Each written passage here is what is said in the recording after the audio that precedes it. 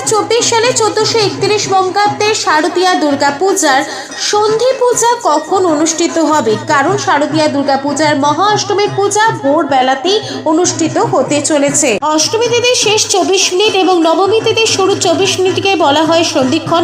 এই সন্ধিক্ষণে তন্ত্রমতে করা হয় সন্ধি পূজা। দুর্গাপূজার অন্যতম গুরুত্বপূর্ণ অংশ হলো সন্ধি পূজা।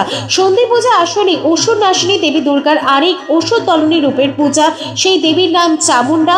অষ্টমী ও নবমীর সন্ধিক্ষণে চামুন্ডা চণ্ড ও মুন্ড নামে অসুরকে নিধন করেছিলেন, তাই অষ্টমী ও নবমীর সন্ধিক্ষণে দেবী চামুন্ডার পূজা করা হয়। 2024 আশ্বিন 1431 শুক্রবার সন্ধি পূজা শুরু হবে সকাল 6:24 পর থেকে। সন্ধি পূজা সমাপ্ত হবে 7:12 মধ্যে। সন্ধি পূজা আরম্ভ সকাল 6:24 পর থেকে। সন্ধি পূজা বলিদান সকাল 6:48, সমাপন সকাল